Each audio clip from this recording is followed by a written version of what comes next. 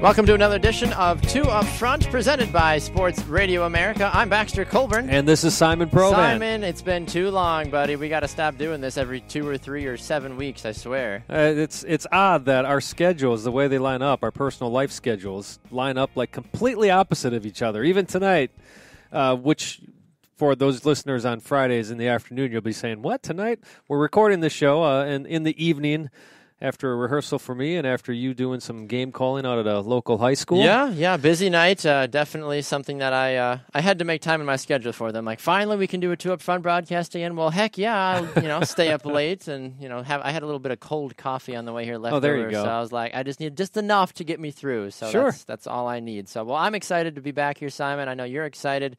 A lot of great stuff in show for you today. MLS Decision Day is right around the corner. We've got a great guest coming on in just a little bit on our show as well. Champions League is in full swing. Somehow Arsenal managed to win, among other crazy things that have happened.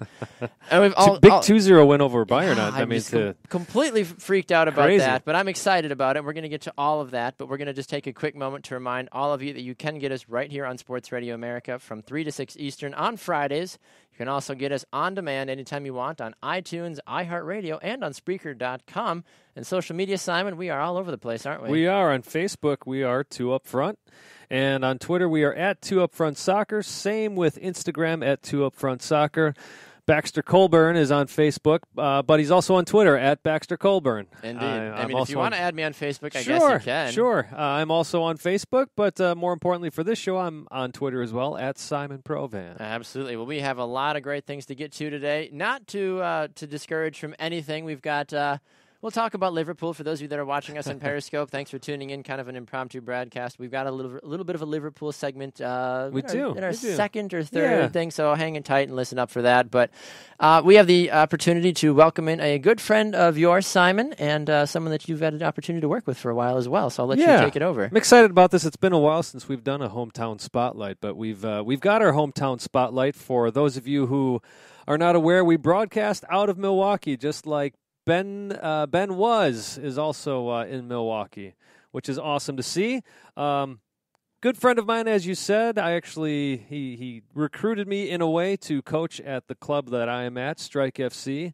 A good friend, TC Ward, is the academy director over at Strike FC, which is out in the western part of the Waukesha County. So if you know where Milwaukee is, go about 20 miles west of there, and that's where Strike FC is located. TC, welcome to the show, buddy. Hey, thanks for having me, guys. Good to be on. We're excited to have you. We're glad you made some time in your busy schedule of being a reality TV star, an academy coach, and all kinds of other crazy things. I did forget that, perhaps most importantly, TC, you have appeared on Extreme I Do's with your wedding last winter, correct? Yes. Yep. I don't know if we'd go so far as say reality star. I think that's reserved for the Kardashians and people of Jersey Shore. But I was on an episode on TLC. Ward and then everybody else, basically. Yeah, right. Yeah. No, it's good to be on. There's no pics out there that we have to be afraid of, are there, TC? No, definitely not. No, absolutely not. All right. Well, TC, one of the reasons we wanted to bring you on is we want to talk a little bit of U.S. soccer, but I'd love for you to give us a little bit of background on yourself, your playing days, some of your credentials that you got. Like on ESPN, they always show a resume whenever somebody's face pops up. I'd love for the fans out there to know your resume with this great sport we all love. Yeah, thanks. It's not anything, amazing or whatnot, but, grew up in the area, played for Parkland Soccer Club and then Sussex under Brian Mogford for a couple years. Went to high school at Kettle Moraine.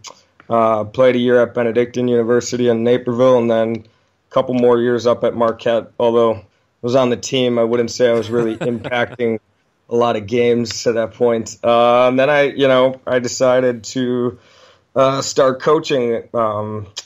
My dad was the president of a club back where we're from, and they needed a coach, so I started doing that. I think I was making like $800 a year, which awesome. after taxes ended up being like, didn't even cover the gas, Well, hey, let's be honest though.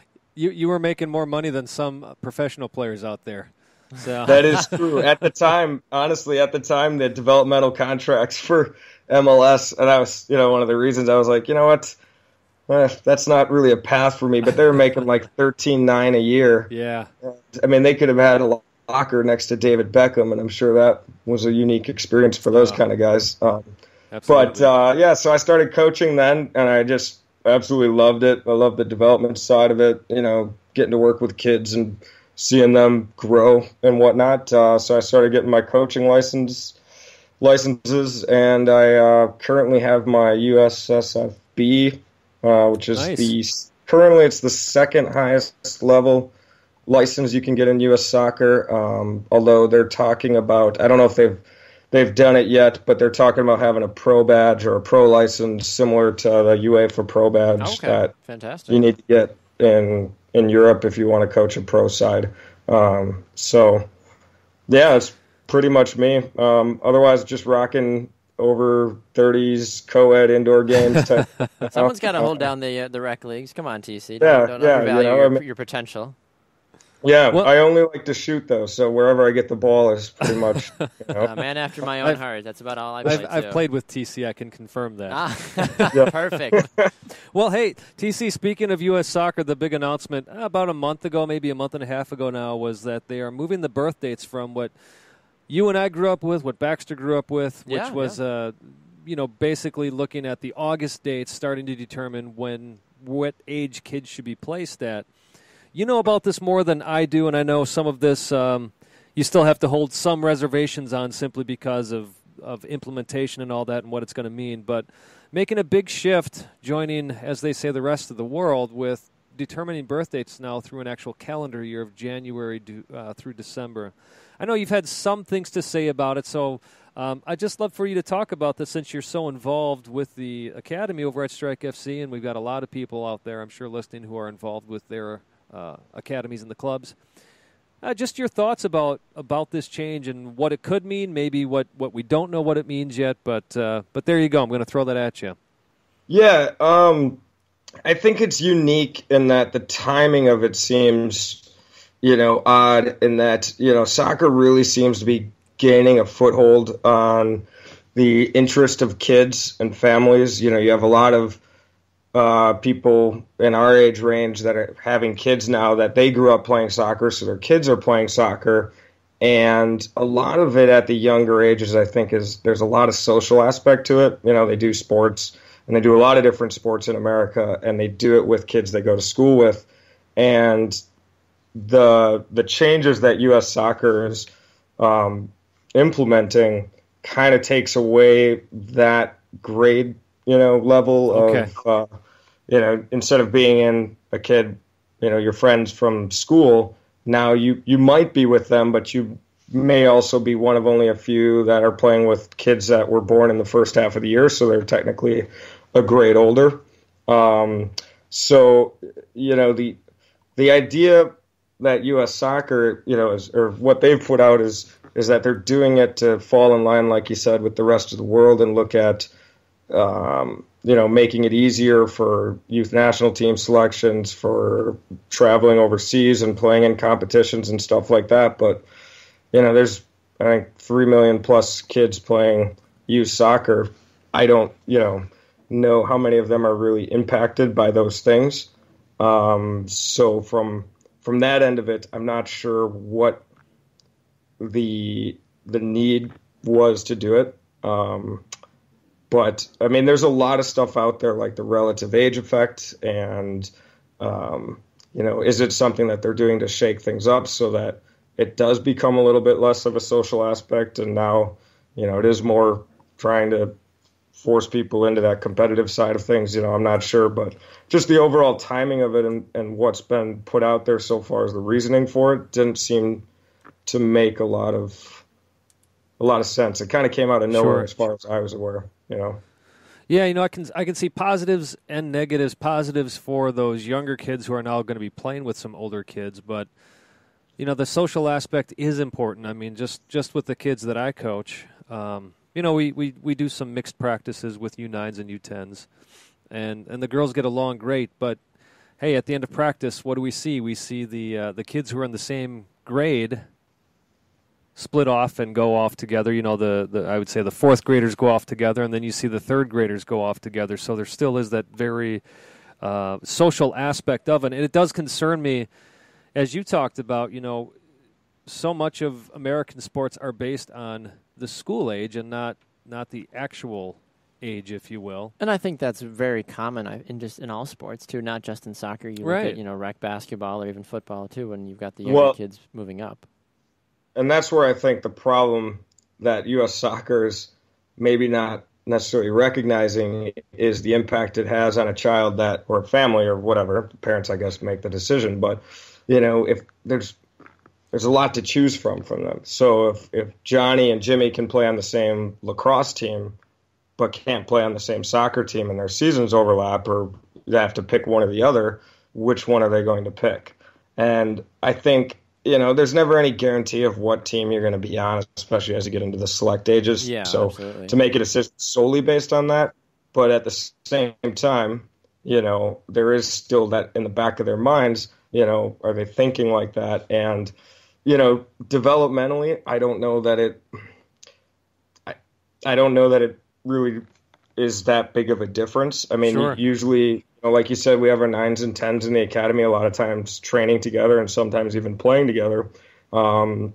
Usually the top kids a year younger, if they're quite good, we'll play them up at the select age anyways. So we already internally, and a lot of clubs most clubs are the same way. Internally, most clubs already accommodate for that. So it just creates a lot of unique scenarios, like the U14 going to U15, so 8th grade freshman year kids. You know, there's kids that'll be freshmen in high school that would still be able to play on a U14 team. And do those kids want to play high school or with their high school classmates, or do they want to play, you know, another year at U14? I think the one it impacts the most potentially is those that are born in the beginning of the year as seniors, meaning technically they're young seniors. Or I'm sorry, they'd be born in, like, next year I think it'd be 1999. Try and stay with me on all this, but it's 1999. Well, the other half of 1999 will be freshmen in college. So if, you know, you look at the kids are still going to be around, and, you know, so that kind of thing, I'm not sure, you know, what'll happen with that, if you'll see more U18, U19 leagues or U17, U18 leagues, because, you know, there's only so many kids, you know, playing the sport to pick from, and it's definitely going to have an impact on that kind of stuff too. Well, that is one of my concerns is, you know, U.S. Soccer has been trying to work with the NCAA, or at least MLS has with the NCAA, and trying to get it to be basically a 10-month season rather than the 3-month season that they have. And I almost feel that U.S. Soccer is at a point where, boy, I wonder if they don't really care anymore about the participation numbers, and they're simply trying to do a weeding out process, as you were talking about, looking more for the talented kids. But, you know, that kids are now going to have to make this decision. Ultimately, they're going to have to make a decision whether they're going to play high school ball at all or if they're going to just stick with club ball. Well, in high school, too, I feel like you get a lot of those guys that are good 2 or 3 sport athletes, and you are forcing these kids now to say, well, hey, you really can't focus on being a fall soccer player, or depending on where you live in the country, it was winter for me in Florida, but yeah, well, what are you going to do? Or, you know, you have to not even bother playing basketball in the winter or track even in the spring. Yeah. It's like you either have to play soccer full time starting in high school, or there's no chance that you're ever going to even think about playing Division I or even getting noticed by an academy or any of those things now. And I feel like it's just so much pressure on kids that are just trying to figure out, you know, what they even want to study in college, for God's sakes, let alone how they're what dress they're going to wear for the homecoming dance. Right. Well, and and both of you have really good points. Like, Simon, your thing is, you know, if that is U.S. Soccer's intention to essentially kind of make it a more, you know, instead of that social side of things, you know, basically kind of weed out those that are just in it for that, so we can focus more, you know, or something to that effect, I think that would be a massive mistake. I mean, one of the biggest assets we have both as a country and even internally, or with us at Strike FC, is how many players we have playing the game and the base of the pyramid. I mean, you look at the soccer pyramid, the recreational base should be the biggest, largest part of your base, and that feeds into, at our club, the youth academy, the U7 through U10 kids, or 11s and 12s in the select side. And then they feed into that next level of select, and those kids feed into whether it's high school or collegiate soccer or USSDA national teams, all that. And just at Strike, our largest base we have 1,900 kids at the club. 1,100 of those are recreational players, and wow, that's incredible. Feel like we're really set up well to then offer those kids a platform to start to enjoy the game. And then as they feel like they enjoy the game more, there's another pathway or avenue for them to go if that's what they choose. And you want to offer those choices because, people feel like, well, the only thing I can get into is this level of soccer after the age of 8, 9, maybe 10. They're miles behind in most cases, those kids that started when they're younger. So you don't want to close off those avenues for kids that, let's be honest, at 7 or 8, it's pretty tough to pick out, who the next, youth national team kid is. I mean, you can definitely gauge, certain kids that will progress. They're definitely ahead. But, I can tell you this, in the 10 years I've been doing this, the top 10, 15 kids at U9 are not all on the top team at U15. Right. It just doesn't happen. Sure. Well, and here's a good example, too. What worries me, to kind of do a little bit of a transition here. We have the U23s, second cycle in a row here. They don't qualify automatically for the Olympics. They have to go down. Well, last time around, Caleb Porter didn't even get his team into the semifinals. This time they at least made it to the semifinals, but they lose to Honduras 2-0. Now we got the U17s. They lose to Nigeria, which that's not a surprise. Nigeria is one of the favored teams to win the U17 World Cup. They've looked fantastic so far. But then we see these U17s go up 2-0 on Croatia, and then in the second half, Richie Williams has them play bunker ball and lets Croatia end up drawing the game 2-2. My concern is that this is a generation that maybe has done the IMG Academy and has done nothing but soccer, that these kids have played nothing but soccer. I don't think we're yet in that place where we can have kids mainly doing just soccer. And that's not to say that certain kids can't, but I think there's something unique about being able to, as Baxter was talking about, play some winter sports, maybe play basketball or play track and field, and you work on that fitness and you work on those other aspects, or you play games that are similar to soccer, that maybe is going to help these American soccer players. Yeah, and I think for me, too, what was interesting is that when I'm not to try to rub it again, but playing in Florida, I had the opportunity to play year-round, which was helpful. I mean, I still played football in the fall, and then I also had club soccer that I would go to right after high school football practice, and then my regular high school season in the winter, and then club soccer again in the spring. But getting that opportunity to play basically 3 out of the 4 seasons, competitively, at least helped me excel my skills. And down in Florida, especially, the amount of talent down there is incredible, as we've talked to your brother about that a few weeks ago, Simon. But, yeah, the development as a whole, I feel like, is just so diverse and so interesting. And every kid, obviously, excels at their own rate. Right. Some kids weed themselves out just by saying, look, obviously I'm not as good as XYZ over there, so I'm going to take myself out of the picture. But overall, though, the growth, I think, is headed in the right direction, and the need and the want is there. But I just feel like, from the men's perspective, it's so hard to find. I think we're just desperate to find that Messi, that Neymar, that Ronaldo, that diamond in the rough, that sometimes we overlook some of those other quality players that would be good to build a team around, instead of saying we just need that one really, really talented technical guy that's going to take us all the way to the World Cup final, which is very hard to find, especially in a country as big as America. Those players are going to get missed all the time because we don't have enough scouts and enough everything to really hone in and send those guys to where they need to be in the U.S. academies. So let me ask you, TC, with what's going on with the 17s and the 23s, if you were the U.S. soccer technical director for a day or 5 years, or both, what would you change if you could? And maybe that's really a broad question, but See if you can nail in. No, I love it. There.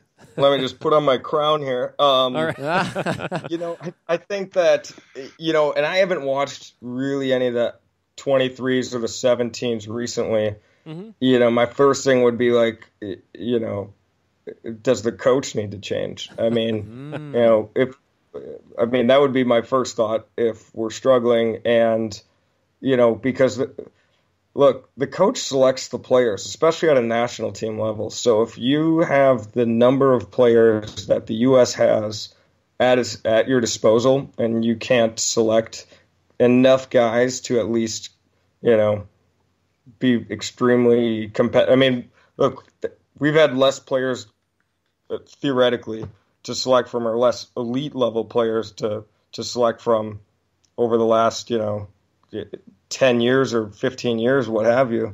And so now I look at, well, is it the coach? And part of that, the identification process, because I think there's enough good players here, and maybe the problem is they're looking to find that Messi or that Ronaldo, but look, neither of those guys won a World Cup.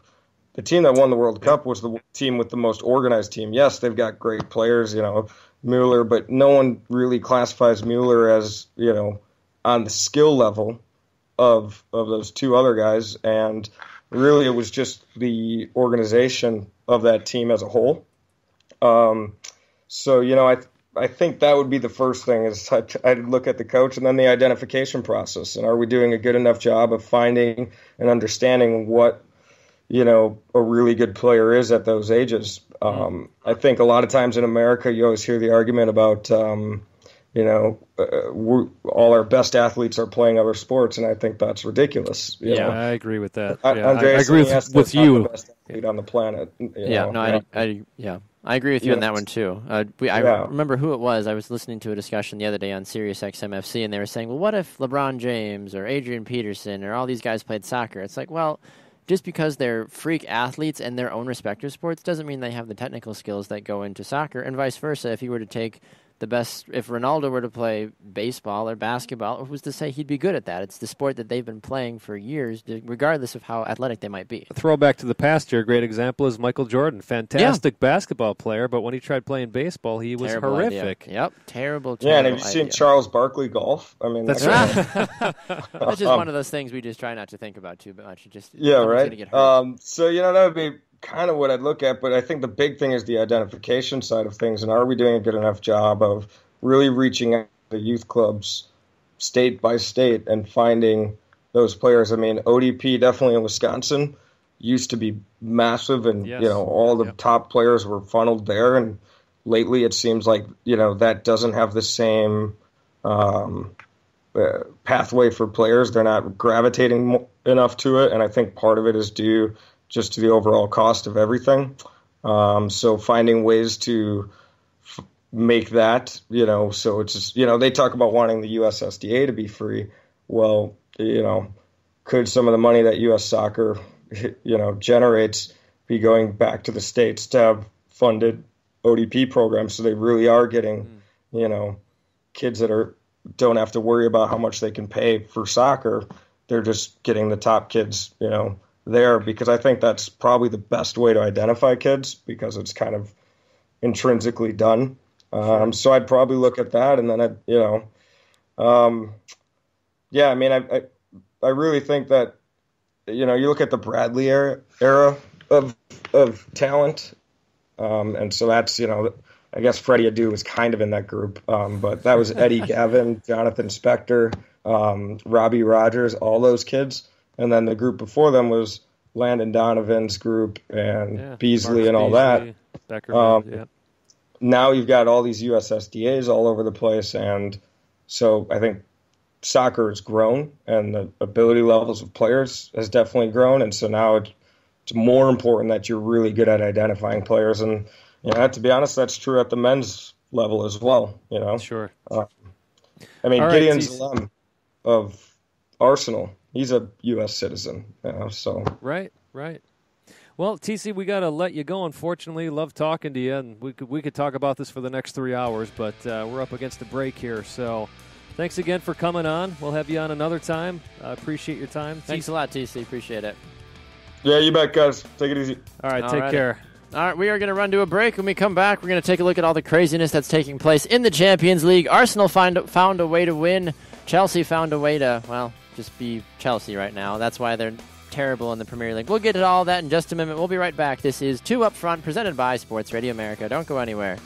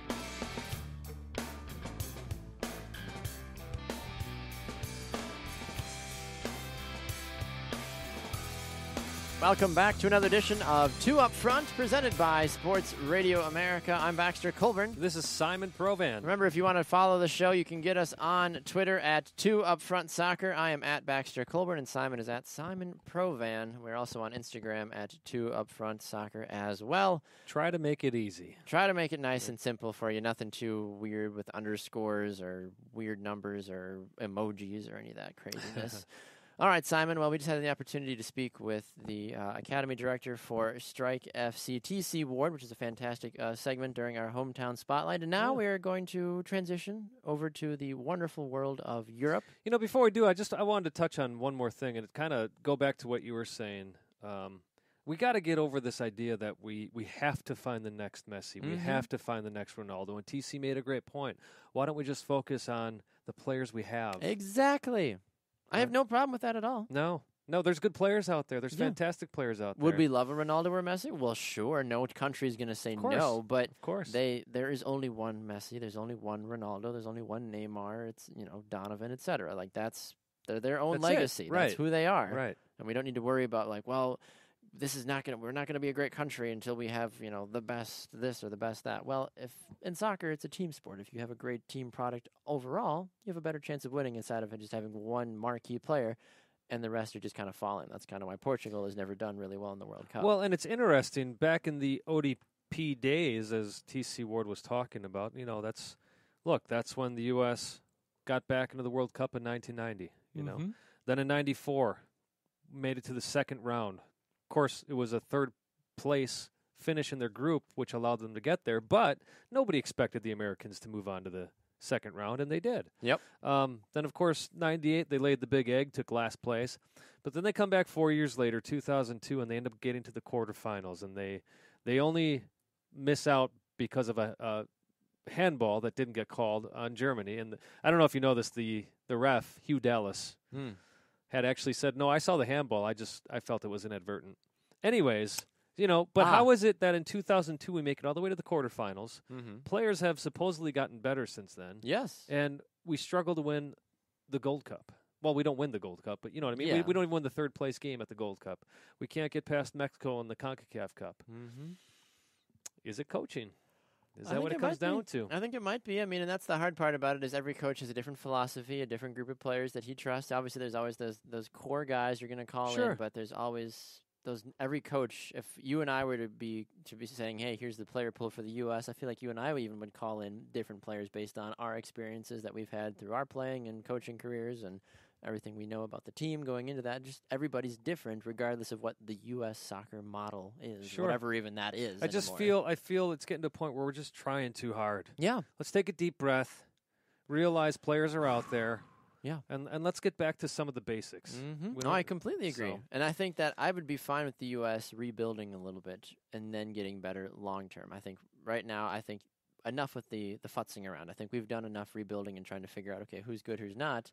And now going forward, the U.S. needs to just take the players that they've been able to figure out, hey, Bobby Wood, Jordan Morris, these guys are young, talented players that can get the job done. Here's the confusing thing for me, Baxter. The last 4 years have been, talking about the senior national team, have been nothing but experimentation. Yeah. Nothing but experimentation. Then these guys come out and do well, and then they don't get used anyways, like Bobby Wood. I mean, when is he going to get 90 minutes? Yeah, exactly. I mean, you even saw Jordan Morris for the U23 score a beautiful goal. Right. I think it was like a week or so ago. Just a gorgeous curling ball to the far post. And I was watching that.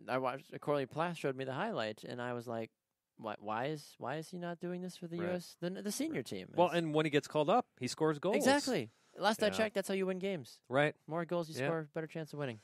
Crazy how that works. Speaking of winning, Baxter. Yes. I got to take a little dig at you. Oh, what did I do now? Come on. Well, speaking of Corey as well. So Corey, this all ties together. Perfect. Well done. There was a show in which you and Corey were co-hosting because I couldn't be there. Surprise.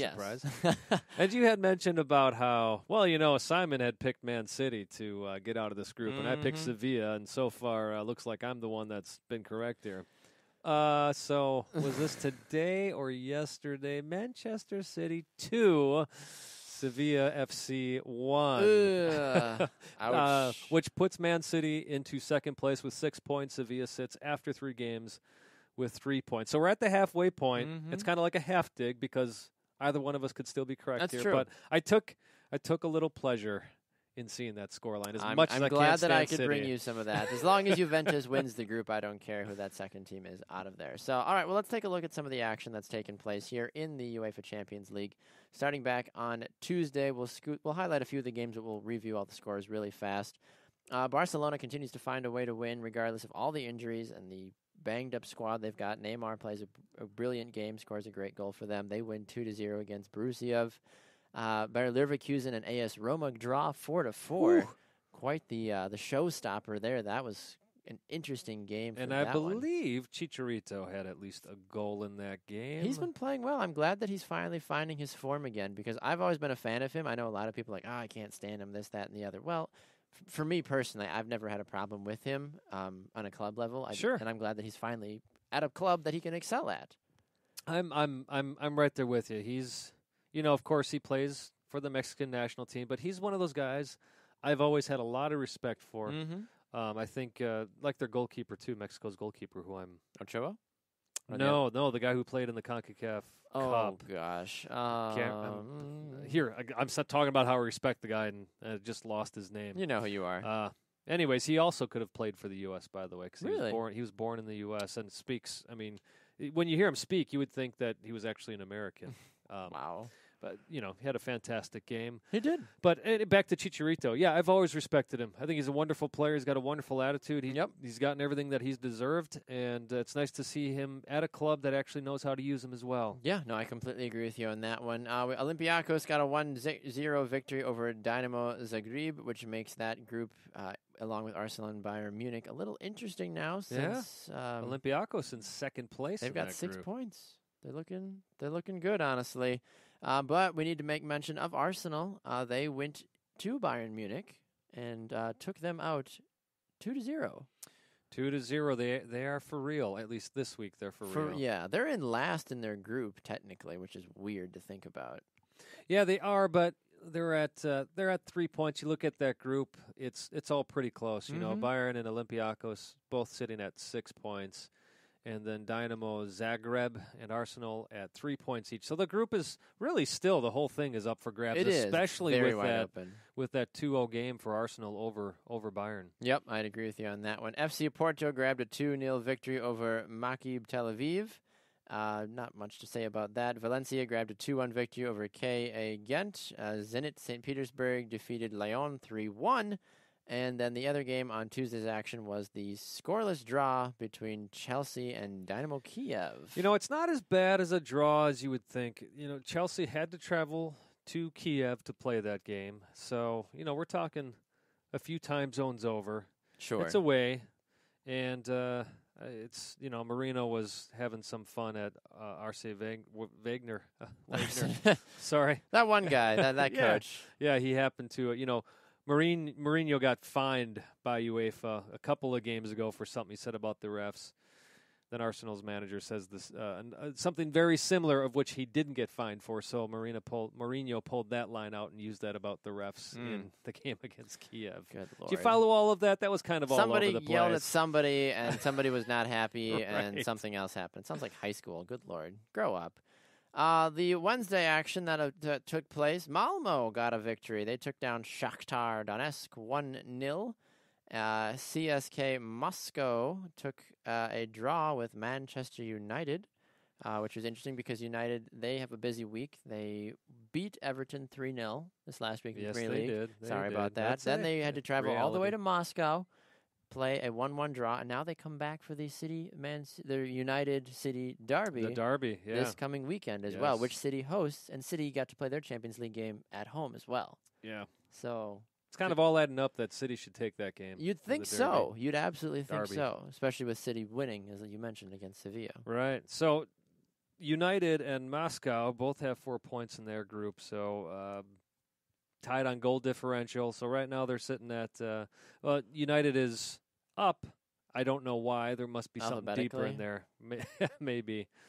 So they're tied in that group, but Wolfsburg taking care of business. They are. Wolfsburg is doing a great job with their matches recently. We also want to take a mention to go to Paris Saint-Germain and Real Madrid. They drew 0-0. A little surprised by that, honestly, considering the star power for both squads. I felt somebody would find a way to crack in the goals, and nothing came from either squad. No, but that's probably exactly why they match up so well against each other. Yeah. Who knew money actually could buy happiness? Right. I wish I could get a Zlatan quote to see what he had to say about the game. Yeah. He's always interesting for I'm a word or Zlatan, two. so we should have won. That's right. But yeah, goalless draw in Paris, so they are joint leaders atop of both with Group 7 A. points total. Wolfsburg, as you mentioned, took care of business, a 2-0 victory over PSV Eindhoven. Atletico Madrid dropped 4 goals on FC Astana.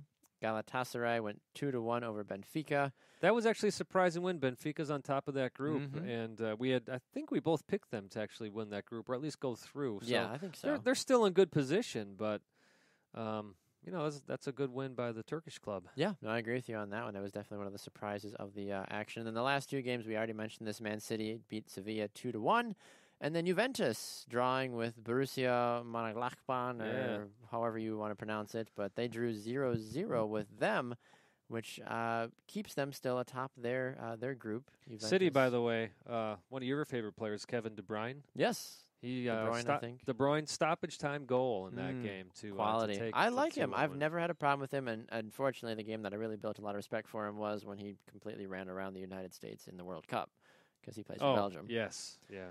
He's just one of those players where I'm like, why is he not getting more press? Belgium, by the new number 1 in the FIFA Are they? rankings. Wow. When is I thought so? Honduras is 2, Saudi Arabia is 3, and I'm pretty sure the British Isles are 17. I think Qatar bought their way up to number 7 or something. Did they? Like Okay. Yeah. And I think just Florida, not the United States as a whole, just Florida, I think found a way to get to like 6. I think so. I'm excited for. I could see for this. Texas maybe being their own. I mean, they were their own republic, for a few years. True. You don't mess with Texas. They got all those guns, man. Scary people down there. All right. Well, yeah, looking at just the top 2 group leaders in each here in the Champions League. Group A, Real Madrid and PSG both have 7 points. Group B, Wolfsburg and Man United at 6 and 4 respectively. Benfica and Atletico Madrid both at 6 points respectively in Group C.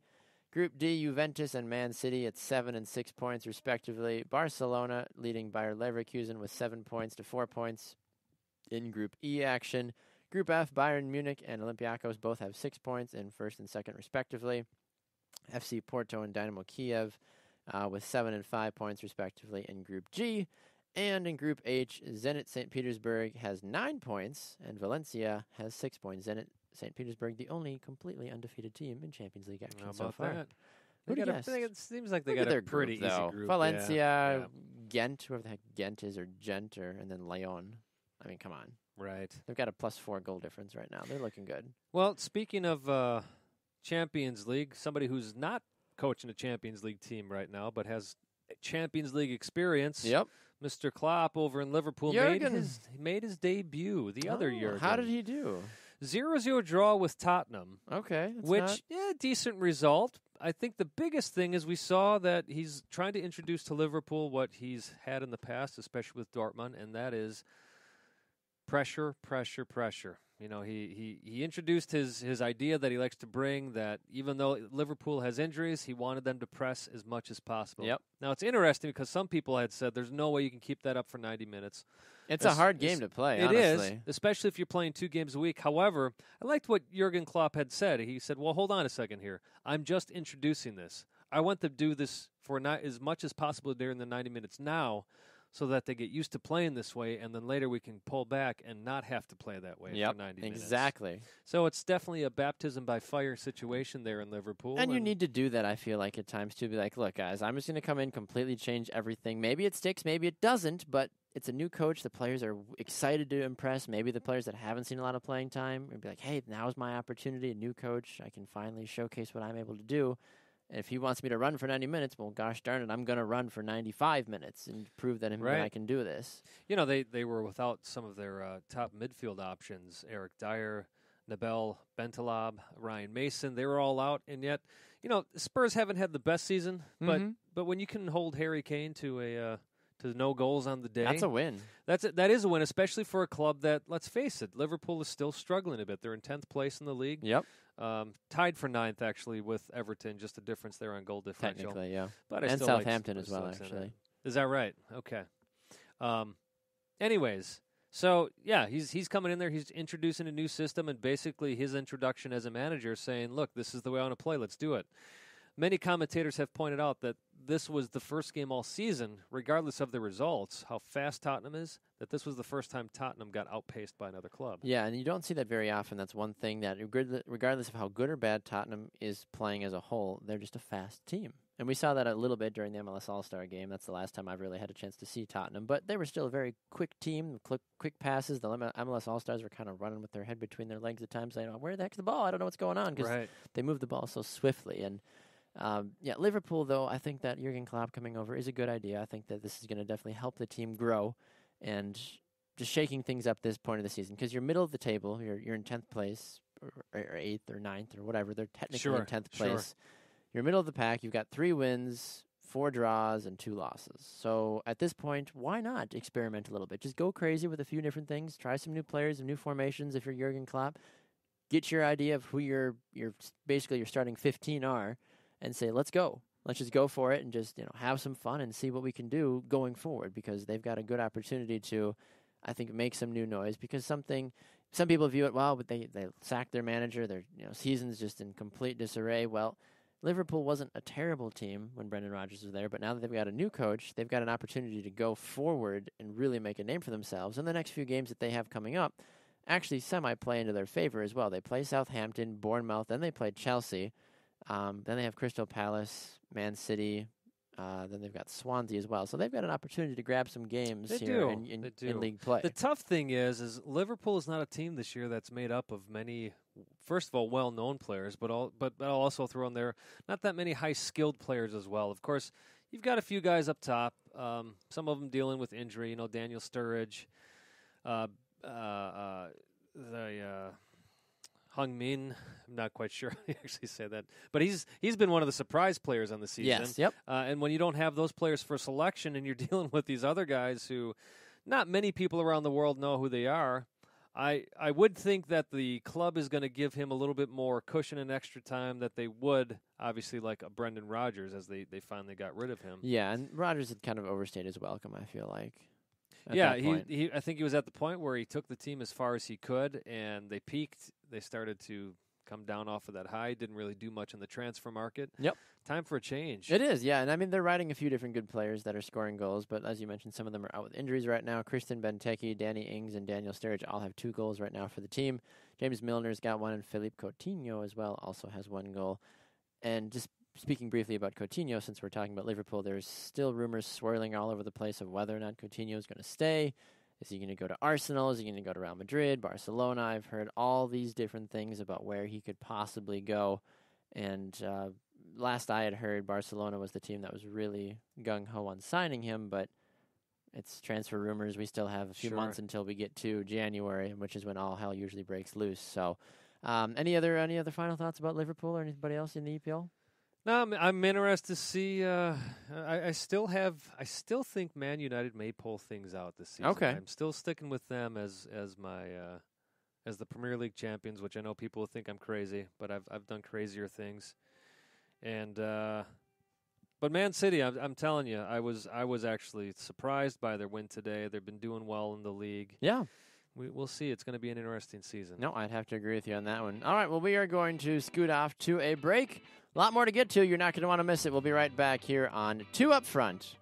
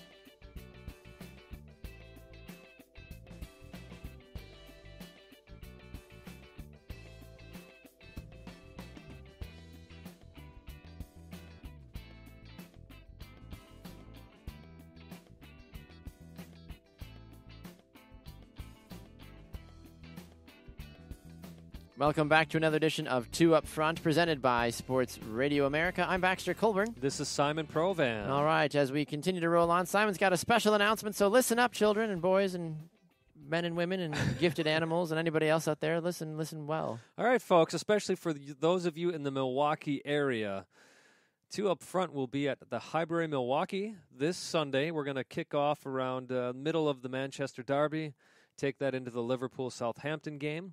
We'll probably start somewhere around the 75th minute or so, broadcasting from there. We'll probably be on the outside of the pub. It's a great pub, one of the big soccer pubs in Milwaukee, and it'll be the first of hopefully many stops that we make in the Milwaukee area. My co-host that day will not be Baxter. Baxter said, "Hey, you know what, Simon? I've had to have somebody fill in for you so much. Why don't you have somebody fill in for me?" So good friend Brad Kostriva will be helping out with that show. We'll be talking to guests at the Highbury, talking a little history about the Highbury, but also just getting a feel for what soccer is in this town. And do you know what time that is going to be broadcast for the listeners? Well, whatever the 75th minute is, the Manchester Derby is the 9 o'clock game, so figure somewhere around 9:45. Okay, fair enough. Yeah, that'll be Central Time, and you can get that right here. It'll be live on Spreaker.com. I don't think there'll be any Periscope for that, unfortunately, but just stay tuned to Spreaker.com and 2 Up Front Soccer on Facebook, on Twitter, rather, and then on 2 Up Front as well on Facebook. If you like our page, if you haven't, please go do so. Like us, 2 Up Front. And then follow us on Twitter as well, at 2 Up Front Soccer. I'm at Baxter Colburn. Simon is at Simon Provan as well. Some interesting action taking place regarding some MLS teams, but not for the reason that we're going to be talking about in just a little while, Simon. Some CONCACAF Champions League stuff going on. Yeah, actually a historic thing happened this week in CONCACAF Champions League. What's that? Real Salt Lake beat Municipal 1-0 the other night. That means for the first time ever with the Champions League format, 4 MLS teams have actually made it to the quarterfinals. Wow. And that was actually a great win for RSL to get. They've obviously been struggling in league play. They lost to Portland 1-0. They lost the other night. So they needed this win. They're tired players, but they came out and did their job. Olave put in a header right before halftime to give them the 1-0 victory. Nice. So that got them first in their group. And, of course, with CONCACAF Champions League, we've talked about this before, it's only 3 teams in a group. Which is weird. And right now, this is actually, I think anyways, kind of exciting. LA Galaxy, they're playing away at Comunicaciones down in Honduras. If Galaxy wins this game, they will be the number 1 seeded team in the playoffs or in the quarterfinals. Wow. Right now, that is Club America. So depending on that result, Vancouver plays Olympia on Thursday, tomorrow night, but that game is meaningless as Seattle already won that group. So we have LA going through Seattle, Real Salt Lake, and DC United all go to the quarterfinals of the CONCACAF Champions League. Fantastic. Congratulations, guys. That's huge. That is huge. Maybe this is your year. You said at the beginning of the CONCACAF Champions League that you believe this is your MLS will do it. Let's do it. I believe. I do so. believe. And that is a segment we'll get to a little bit later on in the show as well, our I Believe segment. And also one more update, Baxter. Please. For those fans who didn't know, there actually was, so we're going to be talking about Decision Day, but there actually was a makeup game tonight. Yep. Sporting Kansas City and Colorado. Had we had a show, we would have both picked Sporting Kansas City, I'm sure, for that Absolutely. one. That was at Sporting Park. Colorado wins the game 2-0 tonight. That just puts a bit of a damper on Sporting's Decision Day. Well, not only a damper, that opens the door. Opens the door big time now for San Jose and just for the seedings in the Western Conference. Yeah, my favorite thing, as soon as the game is over on Twitter, San Jose Earthquakes tweeted at Colorado, thank you. #Decision Day. That's all they said. And can I just talk about my Portland Timbers for a minute here? Please, someone's got to talk about them. Portland goes to L.A. I didn't even want to watch the game. Packers had one earlier in the day, and I thought, this is a good feeling. Yeah, let's keep it at this. Let's not try to ruin it. So the wife and kids were out, and I thought, what am I doing? I'm a Timbers fan. Rose City till I die. Absolutely. Put the game on. Oh, my goodness. They didn't just win. It's like they thrashed them. 5-2. Portland ends up taking care of business. This puts them above Seattle in the standings. Same amount of games played. And now with Sporting's loss tonight, Portland's basically guaranteed a spot in the playoffs. Basically. We still have Decision Day, which I love how this is all working out. But this is the craziness of the Western Conference, Baxter. Yes. Is there any way that Portland doesn't make it? If San Jose, Seattle, and Sporting all win, and Portland were to lose, would they still not be in, even though they have 50 points? San Jose, if San Jose wins, Seattle wins, and Sporting wins, and Portland loses, Portland is out of the playoffs because of the San Jose has the tiebreaker. I was going to say who has the tiebreaker. But, okay. So this is how crazy it is, right? So Portland would be out if all that happens. However, if Seattle loses, if Sporting loses, if Vancouver loses, and if LA loses, and Portland wins, they're the number 2 seed in the Western Conference. Boom. Just like that. Now, I think there might be a couple of those teams playing each other. Well, it's hard to say LA and Sporting play each other, so. They do. Yeah. Well, okay. Best case scenario is a draw, though, for Portland. That's what it was. If LA and Sporting I was going to say, I was like, yes, yeah, they play each other. That's what it is. So, I mean, that's how crazy the Western Conference is right now. No, I completely agree with you on that one. Well, let's take a look, Simon, at the madness. At the madness. Try to sort through it all. Let's look at the games. I know we usually do our predictions and all that jazz too. I know our power rankings are just I burned my book of power rankings. I have nothing. I have nothing for you right now. Let's just look at the Decision Day games and just walk through them each quickly here. Columbus and DC United. This game has Eastern playoff implications, obviously, because seeding purposes are majorly on the line, and something that we think that Columbus I think Columbus is a good team. I think DC United was a good team, but you know who DC United is, at least since the second half of the season? Who's that? They're last year's Montreal Impact, doing awesome in Champions League, but horrible in league play. Well, DC is still in second, and they've already qualified for the playoffs. There's only one spot. Okay, basically what is coming... God, the East is such a hot mess. Such a mess. I'm not laughing at you. I'm laughing with you. I'm just laughing in general because I sometimes... between the NFL and Major League Soccer and the playoffs right now, it's driven me to alcohol. No, it hasn't. It's driven me to just not even know what to do, honestly, because of just how insane it is. Anyway, not only are the East... There's only one spot left in the East for a playoff spot, and that's either going to the New England Revolution or Orlando City. If New England loses this weekend when they take on NYCFC and Orlando beats Philly, then Orlando gets in, I believe. We'd have to look at the tiebreaker. I'd have to look at the tiebreaker. Well, no, that has to be it because otherwise New England would be Otherwise they'd clinch it. So, yeah, if New England loses, they're out. If Orlando wins, they're in. But if New England draws and Orlando draws or whatever, Orlando has to win to get in. Yes. And New England has to lose or has to lose. Or have Orlando draw or lose. Yeah. There's a little. It's weird. So New England controls their own destiny at this point. They do, and going up against New York City, which is the next game I want to look at, the NYCFC against New England. New England has just been on a massive slump recently that I don't even know what to say about them. Are we doing picks right now, or are we just kind of... We can do a little bit of... Why not? Okay. We might as well just throw it all together, honestly. Sure. So let's go back then. Columbus, DC United. Let's go with that. I'm going with Columbus on this. Okay. Even though Kai Kamara is suspended for that game? That's right, he is. That was the player I was trying to think of who was suspended. Yeah, I'm still going with Columbus. Okay, interesting. I think DC United's going to grab a win, honestly. I think I like their odds in this one. I think they're just going to. I think they're going to surprise a few people this weekend, personally. So that's what I. There is something tantalizing about being a bit of a spoiler, even though they're in already, and Columbus is already in. They're still. Well, it's still seeding implications. It is. That's what it's coming down to. Is Columbus and DC. 1 and 2 get the bye. Yep. So that's what they're playing for. Is four teams are fighting for that bye spot right now. Because Montreal, Toronto, Columbus, and DC all could fight, still technically can fight for that second spot in the East. New York and New England, Simon, I'd like to say traditionally New England, but apparently my heart is telling me that New York is going to win the game.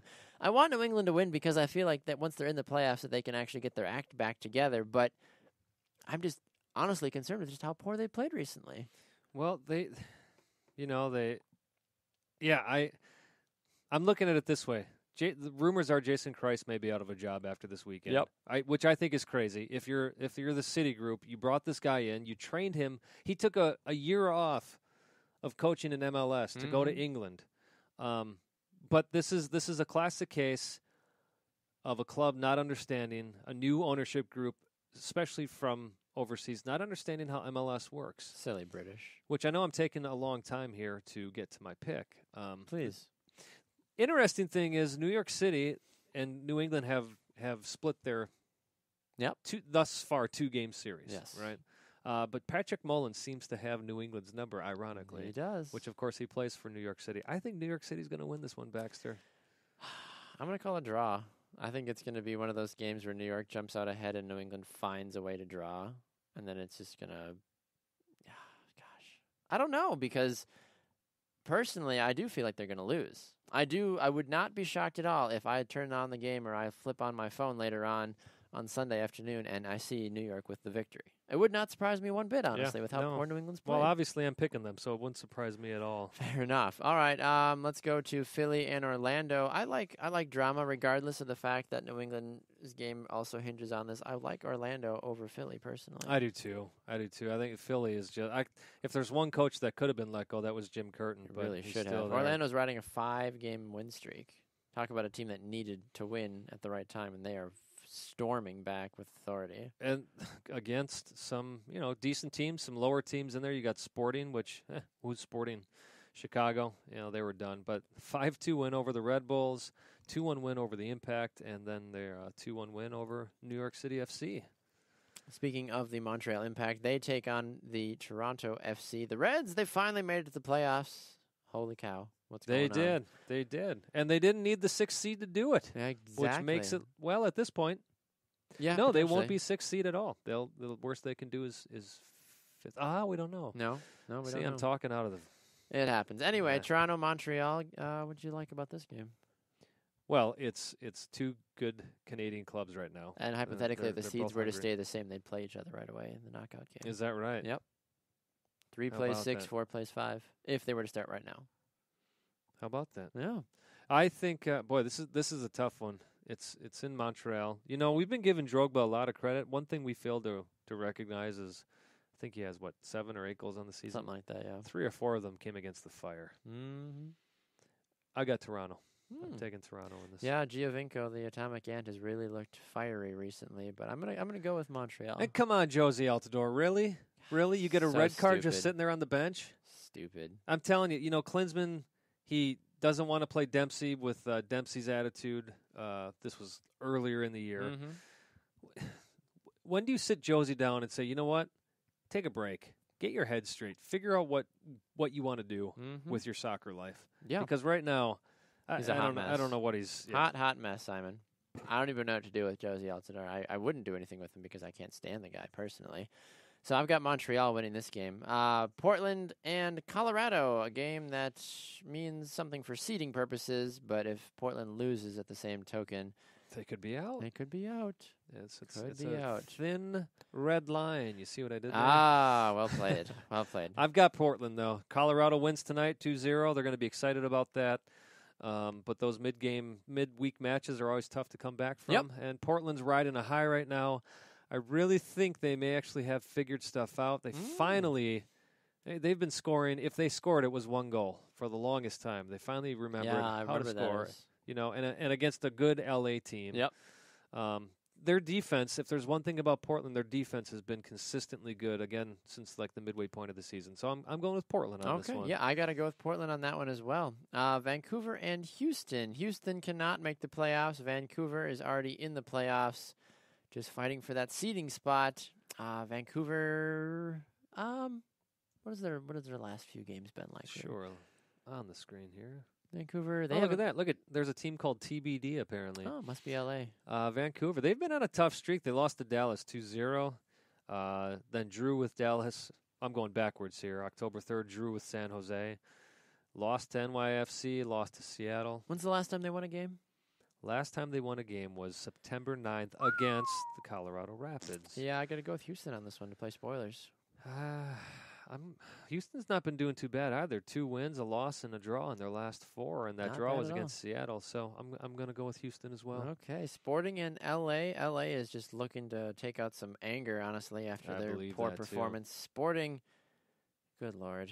I mean, I would not. I want Sporting in the playoffs because I like the Sporting playoff runs, but good Lord, the way they've been playing, I would take San Jose in the playoffs over them right now, personally. So I've got LA winning this game. I've got LA winning as well, but I will say, I'm going to jump ahead on you since we brought up San Jose.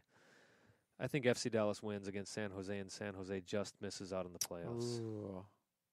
See, I got San Jose winning. Yeah, I think San Jose is going to find a way.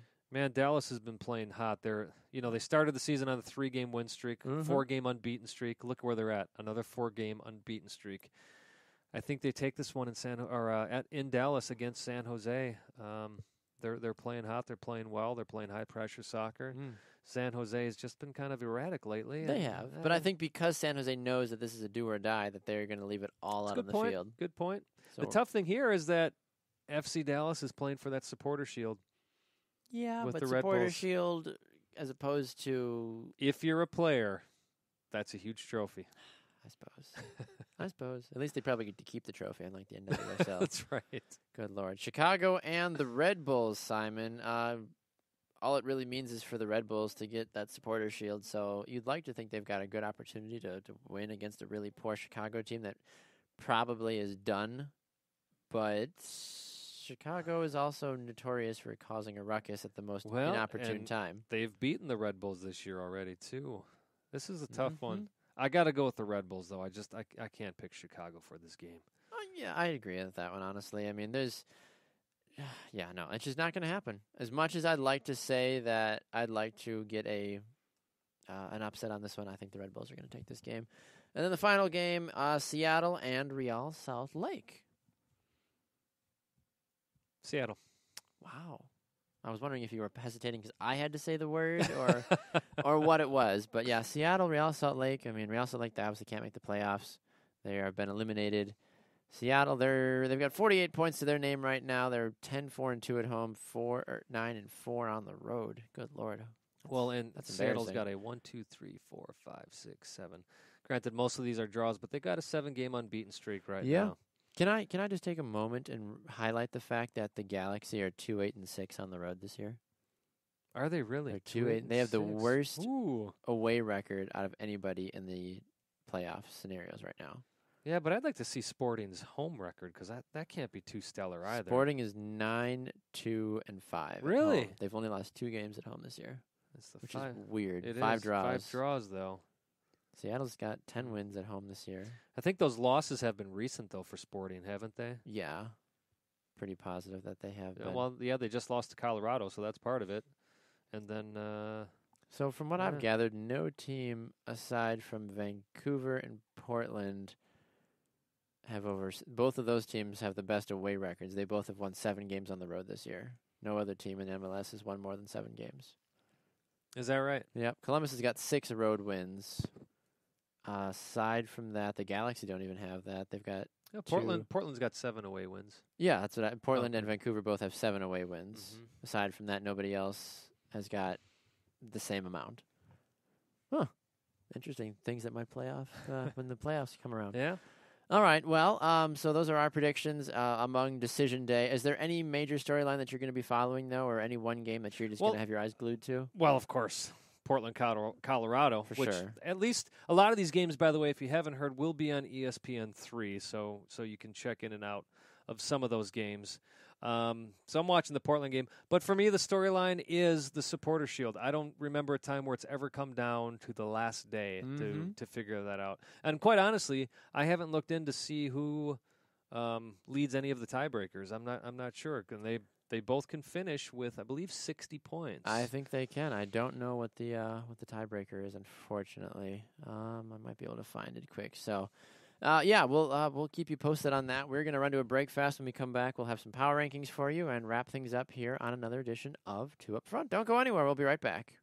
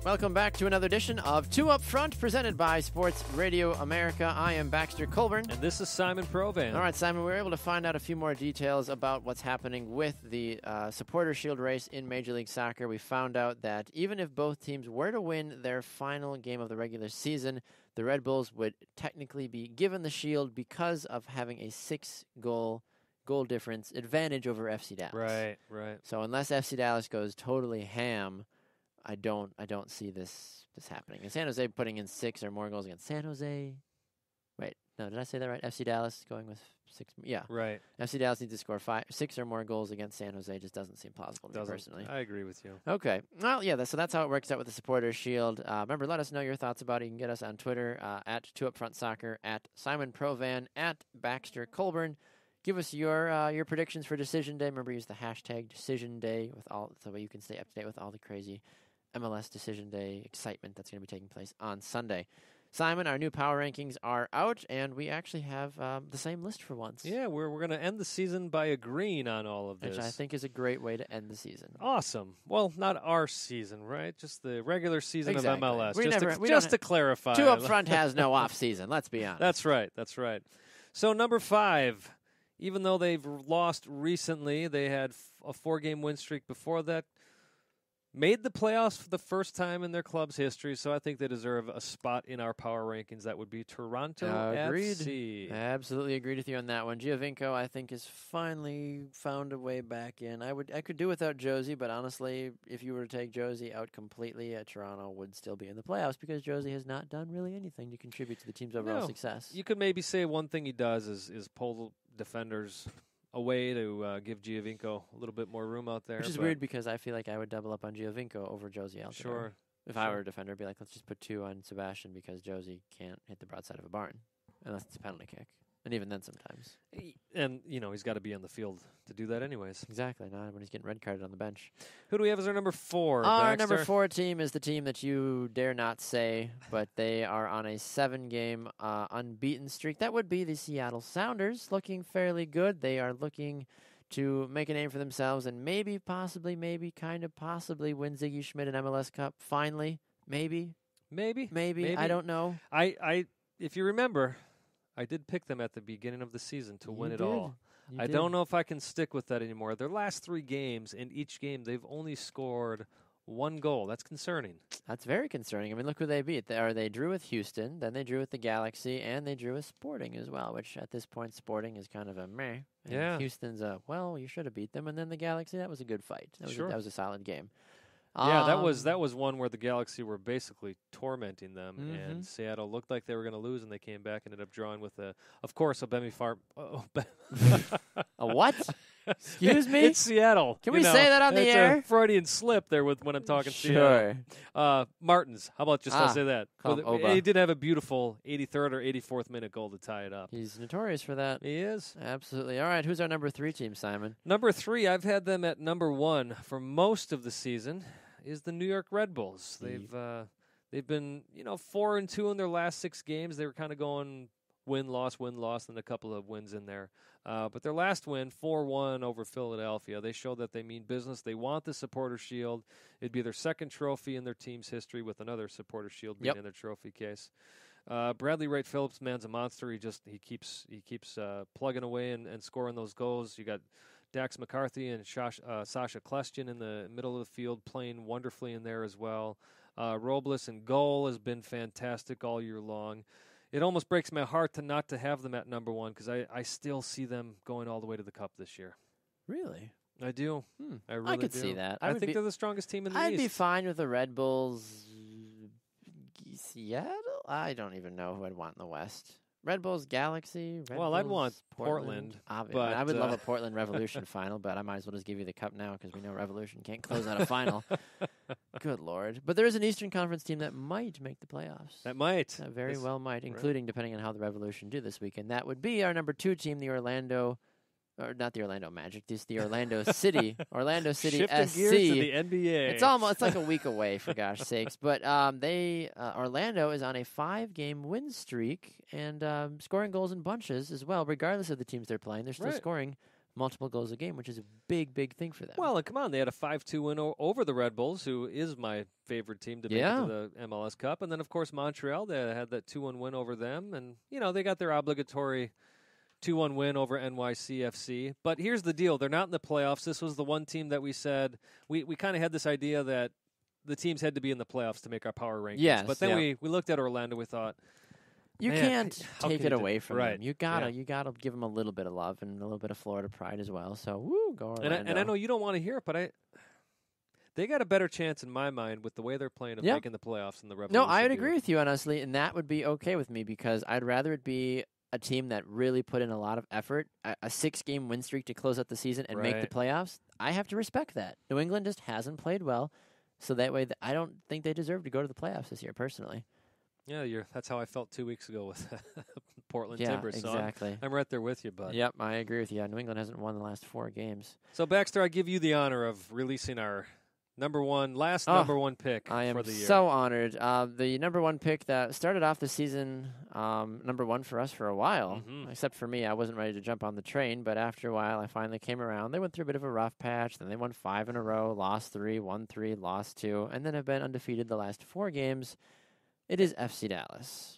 Playing for Supporter Shield, possibly on Sunday. Yep. All depends on whether the Red Bulls draw or lose and whether Dallas draws or wins. It's the only way Exactly. they can They've got to win if they want that Supporter Shield, or They- even a draw could do it too. if New York loses and and Dallas at least draws, I think it would be incredible if they actually pull this off and nab the Supporter Shield, I think because that'd be the interesting. Red Bulls have been They're right up. They're that team that would be like, oh, FC Dallas won. Right, Okay. Okay. I guess that's cool. and they're playing very strong right now. I could see them making a run to the MLS Cup final.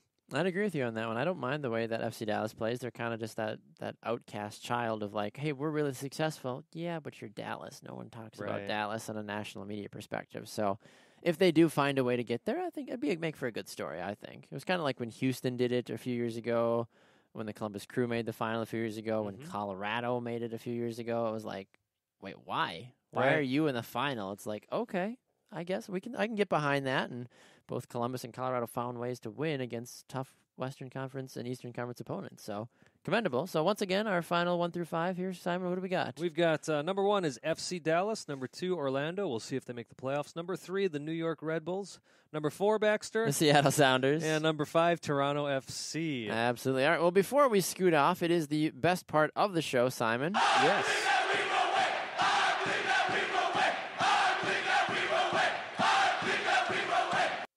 The mute button is a great thing. I had to sneeze. I'm like, I need to get to this clip now so I can God mute. bless you, by the Thank way. you. I appreciate it. Yes, it is our I Believe segment, which is the part of the show where Simon and I both come out and toss out an I Believe.